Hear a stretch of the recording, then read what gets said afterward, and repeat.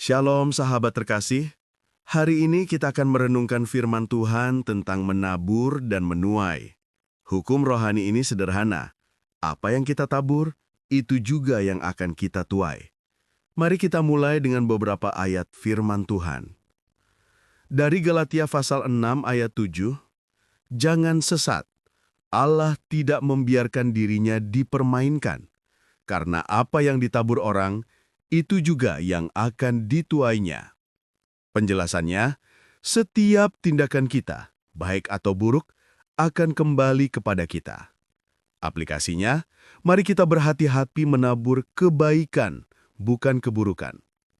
Dari 2 Korintus pasal 9 ayat 6, orang yang menabur sedikit akan menuai sedikit juga. Tetapi orang yang menabur banyak akan menuai banyak juga. Artinya, semakin besar kemurahan hati kita, semakin besar juga berkat yang Tuhan sediakan. Aplikasinya, mari memberi dengan sukacita, baik waktu, tenaga, maupun harta. Sahabat, mari lanjutkan dengan firman lainnya. Amsal pasal 11 ayat 18 berkata, orang fasik membuat upah yang sia-sia, tetapi siapa menabur kebenaran mendapat pahala yang tetap. Penjelasannya, kejujuran dan kebenaran akan menghasilkan upah yang kekal. Aplikasinya, mari kita hidup benar meski tidak populer. Hosea pasal 10 ayat 12 mengatakan, menaburlah bagimu sesuai dengan keadilan, menuailah menurut kasih setia. Bukalah bagimu tanah baru, sebab sudah waktunya untuk mencari Tuhan. Firman ini mengajak kita mencari Tuhan dengan hidup benar. Aplikasinya, jangan tunda lagi. Mulailah berdoa, mengasihi, dan hidup kudus.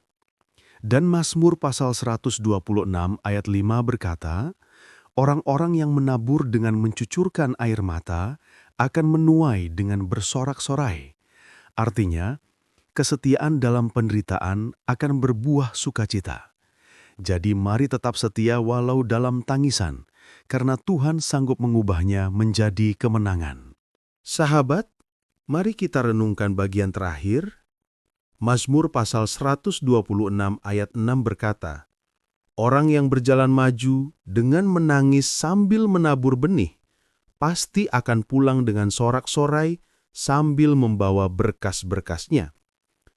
Ini janji kepastian hasil dari kesetiaan kita. Aplikasinya, teruslah melangkah dengan iman. Yakobus pasal 3 ayat 18 menuliskan, dan buah yang terdiri dari kebenaran ditaburkan dalam damai untuk mereka yang mengadakan damai. Artinya, damai adalah tanah subur bagi kebenaran. Aplikasinya, mari kita jadi pembawa damai di rumah, kerja, dan pelayanan. Amsal pasal 22 ayat 8 menegaskan, siapa menabur kecurangan akan menuai bencana. Karena itu, hiduplah jujur dan jangan menabur kecurangan. Dan akhirnya, 2 Korintus pasal 9 ayat 10. Ia yang menyediakan benih bagi penabur, dialah yang akan melipat gandakan hasilmu. Firman ini mengingatkan kita bahwa Tuhan sumber segala berkat. Aplikasinya, jangan takut memberi dan berbuat baik karena Tuhan yang menjamin hasilnya.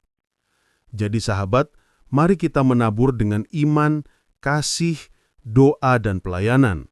Sebab pada waktunya, kita pasti akan menuai berkat dari Tuhan. Tuhan memberkati. Terima kasih sudah mendengarkan renungan ini. Kalau sahabat merasa diberkati, jangan lupa untuk klik tombol subscribe, berikan like, dan tuliskan komentar di bawah. Dukungan sederhana dari sahabat sangat berarti agar firman Tuhan ini bisa menjangkau lebih banyak orang dan menjadi berkat. Tuhan Yesus memberkati.